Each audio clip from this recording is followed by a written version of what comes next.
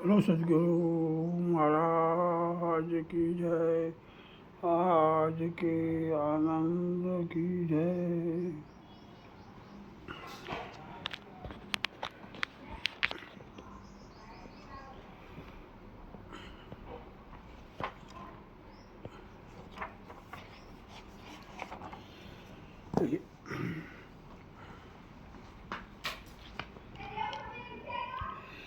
हे बिना वृक्ष का वृक्ष है, बिन धरणी अंकुर, बिन पानी का रंग है वहाँ आजीविका मोर। अपार लीला नाम कीन नामे पामे धाम, राम जैने जाने મળ્યા સુંદેશા। ધર્મ સૃષ્ટિવાળા જેને ઓળખે, આચમ દ્રષ્ટિ હરિયાપ, અવતારી પુરુષને કોઈ ના ઓળખે, બેટો હોય કે બાપ। મનમાં તો એક હે માયા મની સમાય, तीन लोग संशय परी कहो कहा समाय। माया समय गुरु लक्ष्य में, गुरु लक्ष्य नु ध्यान, आग त्याग लक्ष्य लही तत्वमसी गुरु ज्ञान। बोलो सदगुरु महाराज की जय। आज આપણે સત્સંગ કરીશું જેનું નામ છે પ્રવચન સુધા।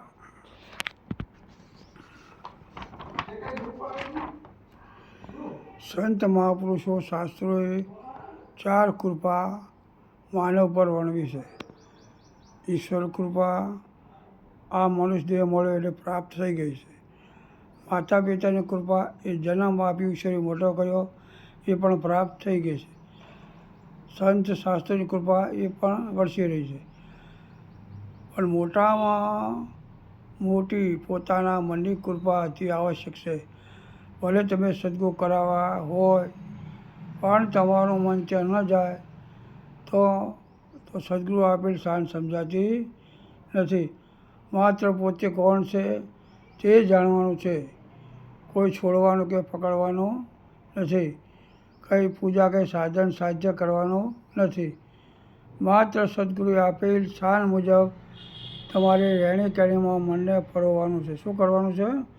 મનને પરોવવાનું છે। ગીતાના 10મા અધ્યાયમાં શ્રી કૃષ્ણ અર્જુનને કહે છે કે હું અદિતિના 12 પુત્રોમાં વિષ્ણુ અને જ્યોતિર્મય અંશુ મળી સૂર્ય હું છું। મહર્ષિઓમાં ભગુ અને અર્થબોધક શબ્દમાં એક અક્ષર ઓંકાર હું છું। દેવર્ષિમાં નારદ અને સિદ્ધોમાં કપિલ મુનિ હું છું। હે અર્જુન, સમસ્ત ભૂતોની ઉત્પત્તિનું કારણ એ પણ હું છું। કેમ કે અચળ કોઈ પ્રાણી જ નથી મારા વિનાનું હોય। મારી વિભૂતિ અનંત છે, કે મારા સિવાયનો કોઈ પ્રાણી છે નહીં અને મારી વિભૂતિ અનંત છે। અનંત શબ્દ સાંભળતાની સાથે પરમાત્માની ઝાંખી થઈ જાય છે। ચર્મચક્ષુથી જે દેખાય છે તે બહારનો ભાવ છે। ભલે સદગુરુ કરાવ્યા હોય પણ જ્યાં સુધી દેહ ભાવ ન જાય અને અંતર્મુખ વૃત્તિ ન થાય ત્યાં સુધી દેહ ભાવ રહે છે। માટે હે અર્જુન, હું તને દિવ્ય ચક્ષુ આપું છું, તે વડે તું જો। આ સર્વ વિશ્વ મારી અંતર્ગત છે। શું છે? મારી અંતર્ગત છે અને મારામાં સમાય છે। આ જગત દિવ્ય ચક્ષુથી જોઈ તો મારા એક અંશમાં તને દેખાય છે અને મારા એક અંશમાં છે તે માયા છે, તે પણ મારું સ્વરૂપ છે। એટલે કે આખું શ્રીફળ સાકરનું ગમે ત્યાંથી ખાઓ મીઠું જ લાગે। આ એક અંશ માયાનું એટલે દેહ ભાવ। જ્યાં સુધી દેહ ભાવ હોય ત્યાં સદગુરુ લક્ષ્ય ન પકડાય અને રહેણી કહેણીમાં ફરક ના આવે। તમે ભલે સમજ લીધી હોય પણ આ વાત જેમ છે તેમ નહીં સમજાય। કારણ કે નિત્ય ભજન પોતાનામાં થવું જોઈએ। સર્વમાં પોતાના દર્શન થવા જોઈએ। કોઈના પર રાગ દ્વેષ ના થવો જોઈએ। સર્વમાં દાસ ભાવ અને સામ્યક્ય ભાવ રાખી પાણીથી પાતળા બનવાનું છે। મહાપુરુષનો સંગ રાખી તેમના વચન શ્રવણ મનન કરી અને નિધ્યાસન કરવું। સર્વમાં હું અને મારામાં સર્વ, જેમ આપ વ્યાપમાં અને વ્યાપ આપમાં। એટલે કે કૃષ્ણ પોતામાં અને પોતે શ્રી કૃષ્ણ। કૃષ્ણ વિના ઠાલો નહીં ઠામ, હરિરસ પીજે। જેમ કે માટીમાંથી ઘડો બનાવ્યો તો માટી ક્યાં ગઈ? તો માટી ક્યાં ગઈ નથી. માટી જ ઘડો બની. શું બની છે? માટી જ પોતે ઘડો બની છે. તે માત્ર માટી જ છે, ઘડો છે નહીં. માત્ર ઘડો એક કલ્પના છે. તેમ આ જગત પરમ સ્વરૂપ છે. એ પરમ સ્વરૂપમાંથી ઊભું થયું છે. એ પરમ સ્વરૂપમાં સમાય છે. તેના સિવાય કંઈ છે જ નહીં. જગત વાસ્તવિક કલ્પના છે. સત્ય એ જ ઈશ્વર, તે તમે જ છો. પણ નિજ સ્વરૂપમાં પૂર્ણ સ્થિર થયા પછી, જેમ કે કૃષ્ણએ અર્જુનને વિરાટ સ્વરૂપ બતાવ્યું, તે અર્જુને ક્યાં રહી જોયું અને કૃષ્ણે ક્યાં રહી બતાવ્યું? સર્વત્ર પરમાત્મા છે. અર્જુનને પોતાનામાં બતાવ્યું, એટલે કે કૃષ્ણ અને અર્જુન જરા પણ જુદા નથી. અર્જુને પોતાનામાં રહીને સ્વરૂપ જોયું, કારણ કે પરમાત્મા એક જ છે. બતાવવાવાળો અને જોવાવાળો પણ એનો એ જ છે. ત્યાં કુંભારે ઘડામાં આકાશ બનાવ્યું કે આકાશ હતું? ઘડો હતું જ. ઘડો આકાશ વળીને કુંભારે બનાવ્યો, એટલે ગળામાં રહીને બનાવ્યો, એટલે આકાશ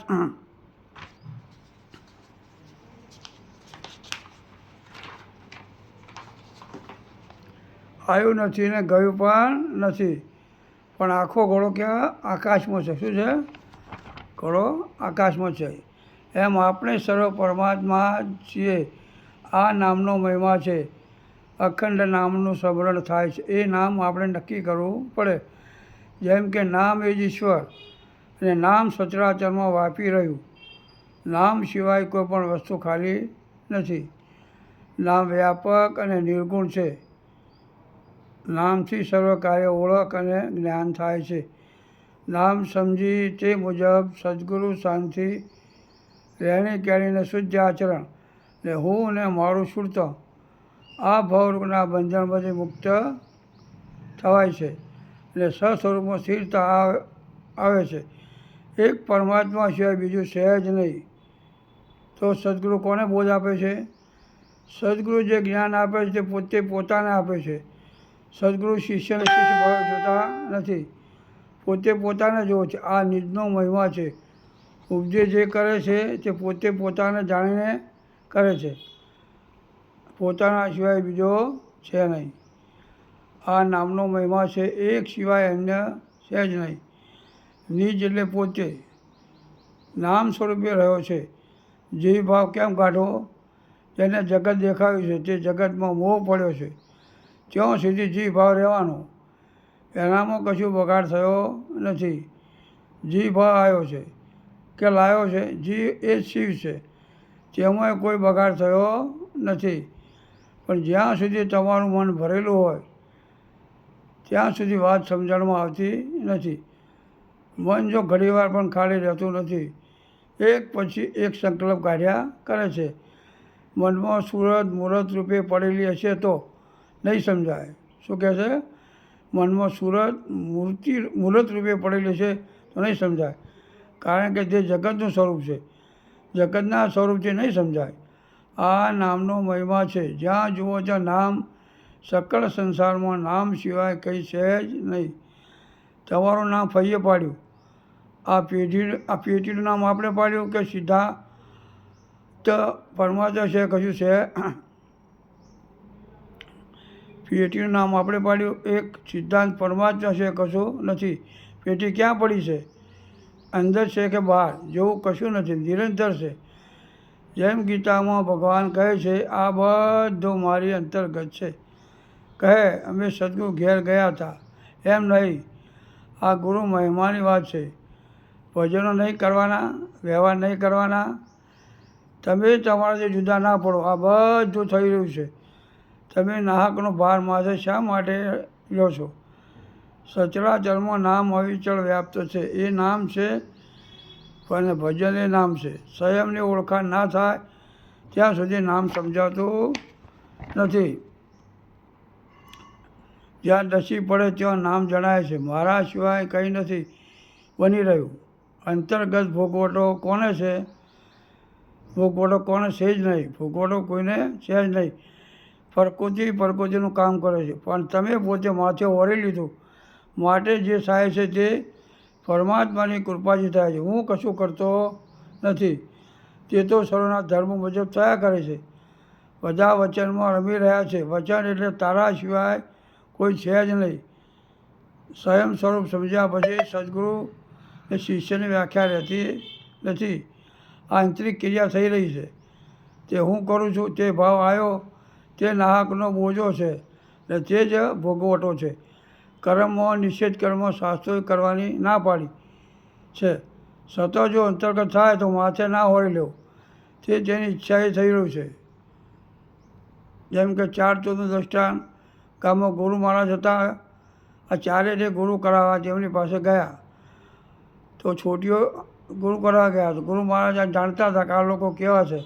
એ ગુરુ મહારાજ કહેવાય અમને કહેવું તો પડે. એટલે ગુરુ મહારાજ એક ઝાડની 4 છોટીઓ લાવીને તેને આપી કે આ છોટીઓ લીલી થઈ જાય એટલે તેમને મારવા થઈ જાય ત્યારે મારી જોડે આવજો હું તમને બોધ કરીશ. તો આમાં 4 જણાએ પોતે રીતે ચાલતા થઈ ગયા. પછી જ્યારે આગળ જતાં જતાં તેમને એક ઝાડ પર ચડી ગયા અને રાતે જોયું કે શું થાય છે.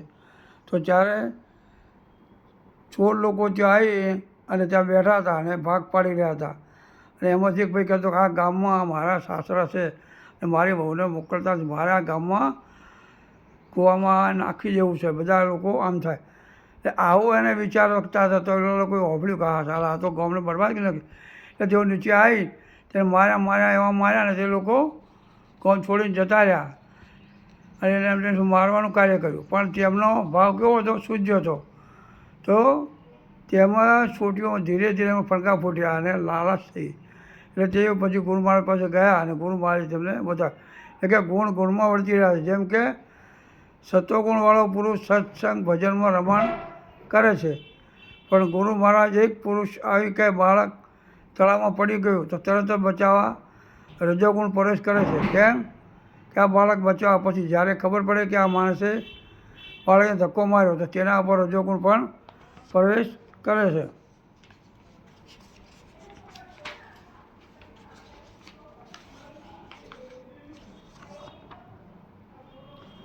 આ રીતે ગુણનું કામ કરીએ. બોલો સદગુરુ મહારાજ કી જય. ભોલારામ મહારાજ કી જય.